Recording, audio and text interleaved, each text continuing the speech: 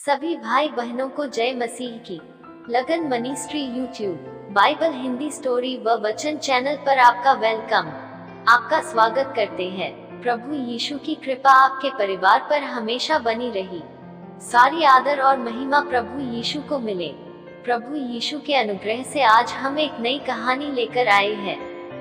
आज की कहानी पर जाने से पहले आप सभी इस सच्चे बाइबल स्टोरी व वचन चैनल को लाइक, सब्सक्राइब और बेल आइकन को दबा लीजिए ताकि आगे आने वाली सभी वीडियो का नोटिफिकेशन समय पर मिलता रहे। धन्यवाद। आज की कहानी का नाम है प्रभु यीशु का दुष्ट आत्मा से टकराव। और अंत में देखें कि ये दुष्ट आत्मा कहां से पैदा हुई, अर्थात इनकी उत्पत्ति कैसे हुई। जब यीशु का दुष्ट आत्मा से टकराव होता है तो उसका प्रतिरोध कैसे होता है, क्योंकि एक दुष्ट आत्मा अपने आप से नहीं बल्कि एक जीवित शरीर का प्रयोग करती है। अपने पृथ्वी पर सेवकाई के मध्य यीशु ने कई दुष्ट आत्माओं का सामना किया। इसमें कोई संदेह नहीं है कि मसीह में बहुत सामर्थ्य थी, क्योंकि जब लोग उसके पास बहुत से लोगों को लाते जिनमें दुष्ट आत्माएं थीं, तब प्रभु उन दुष्ट आत्माओं को अपने वचन से निकाल देते। यीशु का दुष्ट आत्माओं के ऊपर अधिकार कई प्रमाणों में से एक है कि वह सचमुच परमेश्वर का पुत्र है।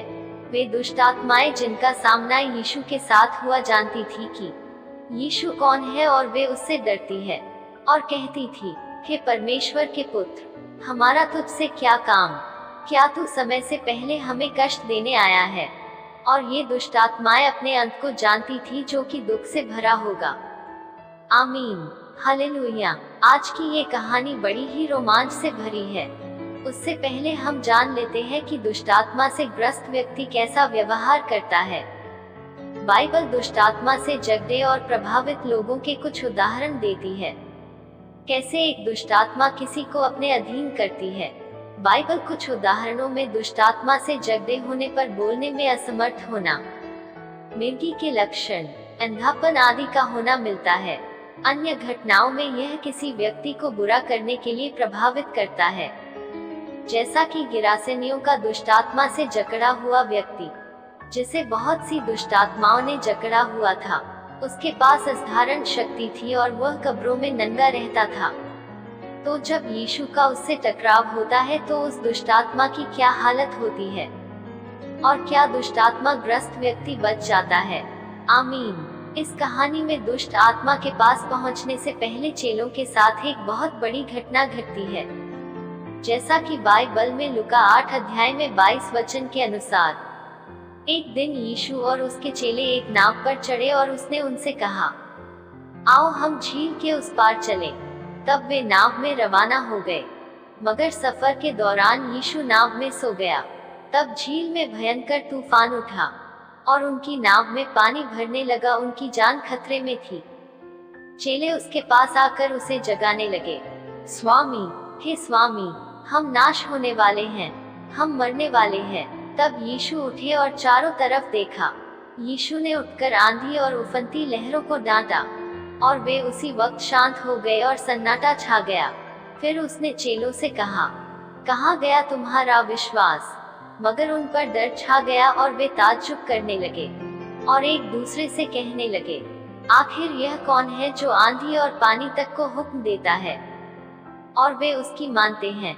आमीन, हालेलुया।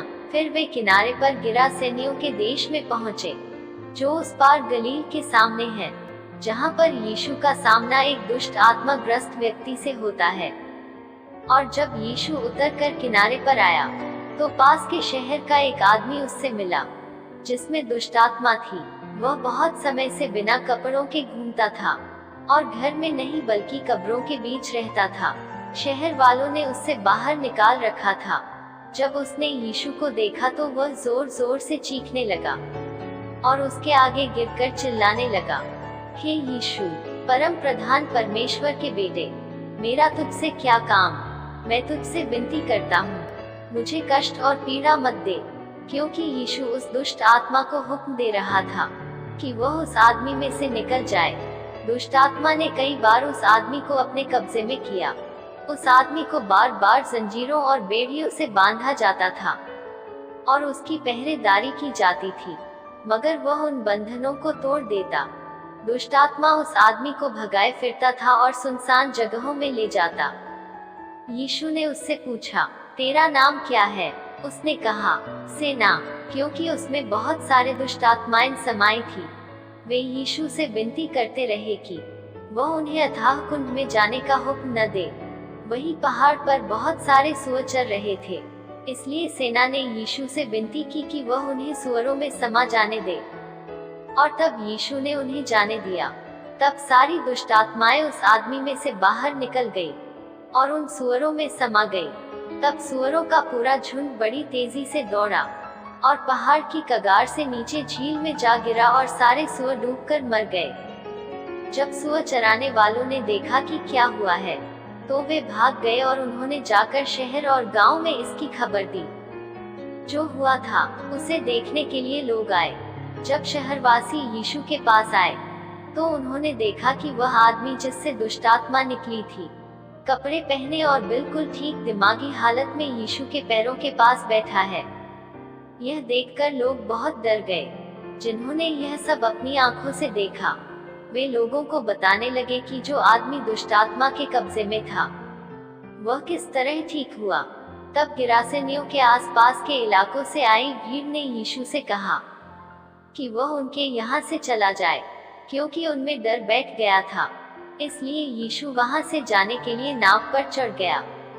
तब जिस आदमी से दुष्टात्मा निकली थी, वह यीशु से बार बार विनती करने लगा कि वह उसे अपने साथ आने दे, मगर यीशु ने उस आदमी को यह कहकर भेज दिया, अपने घर लौट जा और परमेश्वर ने जो कुछ तेरे लिए किया है वह सबको बताता रहे।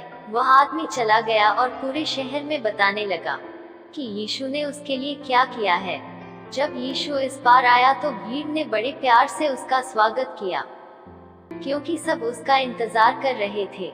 कहानी में आपने देखा कि कैसे यीशु का टकराव होने पर उस व्यक्ति का जीवन बदल जाता है। ऐसे है प्रभु यीशु जो सबसे प्रेम रखते हैं। आमीन, हालेलुया। और साथ साथ आगे आपको पता होना चाहिए इन दुष्ट आत्माओं की उत्पत्ति कैसे हुई। बाइबल के अनुसार ये दुष्ट आत्माएं गिराए हुए स्वर्गदूत हैं, जैसा कि प्रकाशित वाक्य 12 अध्याय 9 वचन बताता है कि तब वह बड़ा अजगर अर्थात वही पुराना सांप जो इब्लीस और शैतान कहलाता है और सारे संसार का भरमाने वाला है, पृथ्वी पर गिरा दिया गया और उसके दूत उसके साथ गिरा दिए गए। शैतान का स्वर्ग से गिराया जाना बाइबल में यशायाह 14 का 12 व 15 वचन और यहेजकेल 28 का 12 व 15 में भी लिखा गया है। प्रकाशित वाक्य 12 का 4 वचन के अनुसार अपने गिराए जाने के साथ शैतान स्वर्ग दूतों में से 1/3 को अपने साथ मिला ले आया जिन्होंने पाप किया था। यहूदा 6 अध्याय भी उन स्वर्गदूतों का उल्लेख करता है जिन्होंने पाप किया था। इस तरह से बाइबल के अनुसार दुष्ट आत्माएं गिराए गए स्वर्गदूत हैं, जिन्होंने शैतान के साथ परमेश्वर के विरुद्ध विद्रोह किया। कुछ स्वर्गदूतों को पहले से ही उनके पाप के कारण अंधकार में जो सदा काल के लिए है बंधनों में रखा हुआ है। यहूदा 1 का 6 वचन। जबकि अन्य घूमने फिरने के लिए आजाद हैं, जिनका संकेत इफिसियों 6 का 11 वचन में मिलता है। आत्मिक प्राणी होने के नाते दुष्ट आत्माओं के पास एक भौतिक शरीर में वास करने की योग्यता है। शैतानिक जकड़न उस समय प्रकट होता है जब एक व्यक्ति पूरी तरह से किसी एक दुष्ट आत्मा के नियंत्रण में आ जाता है, परंतु यह परमेश्वर की संतान के साथ नहीं हो सकता है, क्योंकि पवित्र आत्मा मसीह में विश्वासियों के हृदयों में वास करता है। ये गिरे हुए स्वर्गदूत या दुष्ट आत्माएं परमेश्वर के शत्रु हैं, परंतु वे हारे हुए शत्रु हैं। यीशु ने उन प्रधानताओं और अधिकारों को ऊपर से उतार दिया और उनका खुल्लम खुल्ला तमाशा बनाया और क्रूस के द्वारा उन पर जय जयकार की ध्वनि सुनाई। जब हम स्वयं को परमेश्वर के अधीन और शैतान का विरोध करते हैं, तो हमें किसी का डर नहीं होना चाहिए, क्योंकि जो तुम में है वह उससे जो संसार में है बड़ा है। एक और अतिरिक्त ध्यान में रखने योग्य बात है। अय्यूब 1 अध्याय 2 वचन के अनुसार शैतान और उसकी दुष्ट सेना तब तक कुछ नहीं कर सकती है जब तक परमेश्वर उन्हें ऐसा करने का अधिकार न दे दे। जबकि यह बात है कि शैतान सोचता कि वह अपने उद्देश्य को पूरा कर रहा है, पर वह वास्तव में परमेश्वर के उद्देश्यों को पूरा कर रहा होता है। कुछ लोग तांत्रिक विद्या और शैतानिक कार्यों के प्रति एक हानिकारक आकर्षण उत्पन्न कर लेते हैं। यह समझदारी और बाइबल के अनुसार बात नहीं है। यदि हम परमेश्वर के पीछे चलते हैं, यदि हम अपने आप को उसकी सामर्थ्य के ऊपर निर्भर रहते हुए और उसके हथियारों के अस्त्र को धारण करते हैं, जैसा इफिसियों 6 का 10 से 18 वचन के अनुसार, तो हमें उस दुष्ट से किसी तरह का कोई डर नहीं है, क्योंकि परमेश्वर सब पर राज्य करता है। जब एक व्यक्ति पूरी तरह से किसी एक दुष्ट आत्मा के नियंत्रण में आ जाता है, यह परमेश्वर की संतान के साथ नहीं हो सकता है, क्योंकि पवित्र आत्मा मसीह में विश्वासियों के हृदयों में वास करता है। पवित्र शास्त्र के अधिकतर धर्म विद्वान यह विश्वास करते हैं कि एक मसीही दुष्ट आत्मा से जकड़ा हुआ नहीं हो सकता है, क्योंकि उसके भीतर पवित्र आत्मा वास करता है और परमेश्वर का आत्मा किसी दुष्ट आत्मा के साथ अपने निवास को साझा नहीं करेगा। आमीन, हालेलुया। परमेश्वर आप सबको इस कहानी से आशीषित करे। आगे की नई नई कहानियों और वचनों को सुनने व देखने के लिए आप जुड़े रहे लगन ministry YouTube, Bible Hindi story और वचन चैनल पर, जहां पर आप बाइबल की सच्ची कहानियों व वचनों को देख और सुनकर अपने विश्वास को परमेश्वर में बनाए रखें। धन्यवाद।